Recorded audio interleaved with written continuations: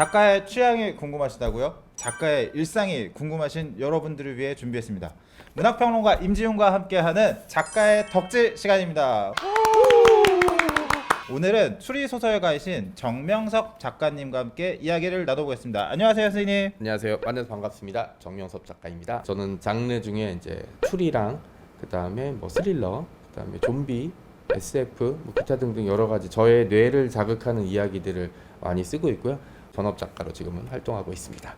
저희가 오늘 모신 이유가 네네. 대표적인 좀비 덕후시라고. 네네. 저도 좀비를 굉장히 좋아하기도 해서 좀비에 대한 이야기도 좀 네네네. 나누고 싶어서 이렇게 모시게 되었습니다. 생각하시기에 내가 좀비 입문작 그 어떤 게 좋으셨는지. 저는 유튜브에서 봤던 흑백 영화 살아있는 시체들의 밤, 조지 로메로 감독의 69년 작품이 처음엔 쇼츠 영상으로 봤는데 뭔가 저를 끌리는 게 있더라고요. 죽었는데 움직여. 강시인가? 강시 같지도 않고. 사실 좀비가 나오는 영화나 드라마 핵심은 좀비가 아니라 인간이죠. 그렇죠. 좀비가 나타나고 사회가 무너지고 가정이 파괴되고 했을 때 사람의 본성이 나오는 거거든요.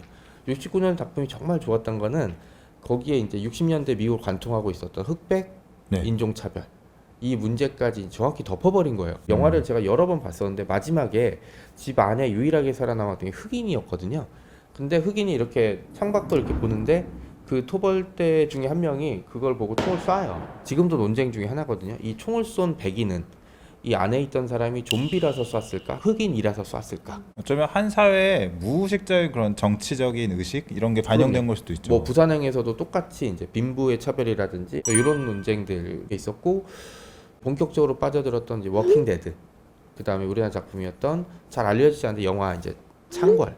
창궐도 좋았죠. 평론가님은 어느 작품부터 시작하신 거죠, 그럼? 저는 28일 후라는 영국 영화가 있습니다. 알죠. 이 영화에서 완전히 빠졌죠. 그 좀비 영화를 구성하는 게 사실 좀비라는 건 어떻게 보면 상황인 거고, 그쵸. 이 좀비 영화는 그 황량한 폐허와 맞습니다. 약간 포스트 아포칼립스적인 분위기와 또 요즘에는 음악도 굉장히 중요한 요소인 것 같아요. 28일 후 음악 진짜 좋았죠. 네, 진짜 약간 좋죠. 긴장감을 부여시키는. 네네네. 그래서 저는 28일 후도 굉장히 좋았고, 저도 사실 워킹 데드를 굉장히 좋아해요. 워킹 데드 시즌 3를 통해서 입문하셨다고 그러는데 저도 시즌 3를 굉장히 좋아했었거든요. 근데 이제 시즌 3가 시즌 1 다음으로 좋아하는 작품이고요. 시즌 1 시작이니까. 맞아요. 유독 좀비라는 그러니까 사람이 사람을 잡아먹는다는 그 크리처에 매혹이 되신 혹시 이유가 또 어떤 게 있을까요? 괴물처럼 되게 불쌍해요. 맞아요. 좀비는 떼거지로 와도 좁은 밀폐된 공간이 아니면 뭐 이렇게 요리조리 하면 한 10마리 정도는 처리할 수 있을 것 같아요. 워킹데드도 그렇잖아요. 처음에 좀비 나타나면 무서워했다가 지금은 그냥 저쪽으로 가기 위해서 좀비를 그냥 때리면서 가잖아요. 그러니까 그런 것들을 보면 좀비들이 과연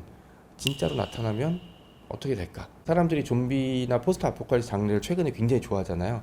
이거를 약간 즐기면서도 두려워하는 것 같아요. 통제된 상황에서의 이제 극한의 감정을 느끼고 싶어 하는데, 그러니까 문명이 붕괴되면 어떨까라는 생각들이 이제 점점 현실이 되고 있는 것 같아요. 뭐 전염병, 뭐 식량난, 기후 악화, 전쟁 이런 것들이 사람들 마음속에 어쩌면 내가 살아있는 동안 이 문명이 붕괴될 수 있겠다라는 생각을 한 것 같고, 예상치 못한 계기로. 그렇죠. 그렇게 되면 나는 어떻게 될까서부터 문명이 붕괴되면 어떨까라는, 그러니까 미리 예측하거나 걱정하는 것들을 좀비들이 나오는 아포칼립스, 포스트 아포칼립스 장르를 통해서 대리로 미리 체험하거나 롤러코스터 타는 것처럼 이제 즐기려고 하는 것 같아요. 약간의 안전장치를 두고 죽음과 같은 극단적인 상황을 딱 마주할 때 사람은 카타르시스를 느끼는 게 분명히 있는 거예요.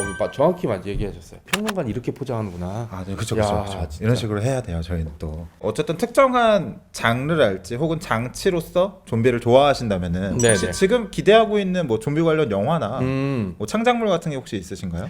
사실 28일 후 되게 좋아하거든요. 28일 후에 후속작이 28개 주 후. 그 다음에 28개월 후가 아마 유럽을 무대로 할 텐데 그 작품이 아직 안 나오고 있어요. 28개월이 한참 지났음에도 불구하고 10몇 년째 지금 소식도 없고. 그 작품이 사실은 많이 기다려지고, 그다음 이제 반도가 이제 공식적으로는 그 부산행의 다음 편이에요. 같은 세계관을 공유하고 있거든요. 연사 감독의 이제 부산행 프랜차이즈 3편 많이 기대하고 있습니다. 저도 굉장히 기대가 됩니다. 근데 이게 또 얘기하다 보니까 또 생각난 건데, 영국 좀비가 있고 미국 좀비가 있고 그렇죠. 또 프랑스도 사실 좀비 영화가 있잖아요. 네네. 일본 그 좀비물 중에 I am a hero. 맞습니다. 그 영화에 나오는 좀비가 전 제일 충격적이었어요. 높이뛰기 좀비. 네, 맞아요. 그러니까 원래 원작인 만화에서도 좀비가 되면 자기가 뭐 일상 때 하던 행동을 계속 반복을 해요. 네네. 그래서 그 중에 높이뛰기 선수를 맞습니다. 준비하는 네. 고등학생 애가 좀비가 맞습니다. 되니까 얘는 높이뛰기만 계속하는 거예요. 자기 다리가 부러져도 우리나라 좀비는 뛰어야 되죠. 뛰어야죠. 뭔가 찍으면 집요한. 예, 뭐 얘를 잡아먹겠어. 뭐 이러면은 내 팔다리가 다 쪼개지고 막 몸몸에 불타도 기어가서라도 이제 목표를 도달하려고 노력하는 습성이 그대로 남아있지 않을까라는 생각들을 좀 해보고 있어요. 왜냐하면 좀비가 되면 의식은 사라지고 본능만 남게 되잖아요. 그 미국 좀비 같은 경우는 그냥 사람의 습성이 그대로 나오는 거 있잖아요. 야생인 그 자체인 것 같고 동물화되는 느낌인 그렇죠. 것 같아요. 그리고 영국 좀비는 약간 좀비가 돼도 홍차 마실 것 같고. 아 맞아요. 네. 축구하면 축구 볼 것 같고. 그렇죠. 네. 네. 이거 되게 별거 아닌데 네. 혹시 좀비 세계에 떨어지시게 된다면 어떤 무기가 제일 좋은 것 같아요? 근데 무기는 안 돼요. 아 그래요? 좀비가 그렇게 나타났을 때는 그 막 무기, 뭐 마체테, 뭐 산탄총, 권총 이런 거 안 돼요. 그리고 영화니까 그런 거지. 총 여러 번 쏘면 고장나. 그러니까 그때는 총열 녹아요. 그거. 이런 걸 가져오셔야 돼요. 아, 생존 배낭이라고 부르는 이런 게 필요합니다. 네. 저의 의도와 관계없이 네네. 넘어갔는데요. 그러면 이 안에 뭐가 들어있는지 아, 한번 네네. 같이 봐도 될까요? 네네. 구급 약 상자예요. 면봉, 그 다음에 반창고, 그 다음에 탈지면, 그 다음에 이제 이게 호랑이 연고가 네, 송은이 김숙 씨 했던 영화 보장에서 그때는 멘트가 이거 호랑이 연골 바르면 호랑이처럼 용감해진다고 해서 그때 송은이 씨 표정이 되게 안 좋아졌거든요. 랜턴이요. 랜턴 반드시 필요해요.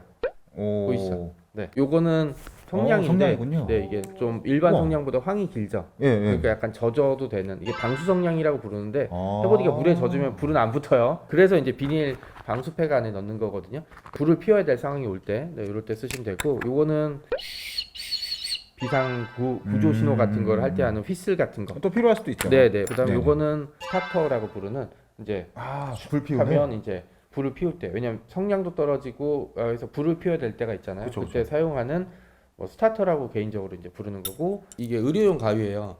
이 붕대 자를 네. 때 필요하죠. 핀셋 같은 경우도 이제 파편이라든지 이런 거 먼저 떼어내고 그다음에 소독을 해야 되거든요. 그다음에 여기는 없지만 물도 중요한데 그쵸, 오염된 그쵸. 물을 마실 때는 정수 알약이라든지, 근데 최근엔 정수 정수 알약보다 알약, 예. 정수 빨대가 더 많이 나와요. 왜냐면 알약은 아. 이렇게 물을 어제 담아놓고 넣어야 되잖아요. 좀 기다려야 되고. 네네. 뭐 그런 정수용 빨대 같은 것도 이제 하나쯤 장만하시면 아무래도 조금 맞아요. 나아지죠. 그리고 이런 약품들은 이제 가지고 있다가 다치거나 이럴 때 이제 급하게 뭐 밤중에 다치면 병원에 못 가잖아요. 바로 이럴 때 사용하시면 돼요. 지금의 이론상으로는 불가능하지만 우리는 지금 불가능한 것들을 많이 보는 세상이 된 거잖아요. 맞아요.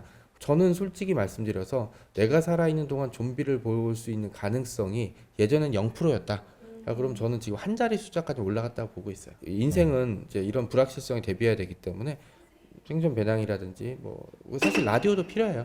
저 라디오도 항상 필요하죠. 그때 되면 인터넷 속에서 엄청난 유언비어가 퍼질 거거든요. 그렇죠. 네, 이렇게 오늘 좀비에 대한 이야기와 생존 키트에 대한 이야기까지 이렇게 나눠봤는데요. 네네. 혹시 작가님 오늘 시간 어떠셨나요? 좀비에 대해서 얘기는 많이 하지만 저도 표정을 살피면 딱히 좋아하는 사람이 없고 부인도 별로 안 좋아하시고 어머니도 징그럽게 왜 아들이 그걸 먹고 사니까 참으시는 거지.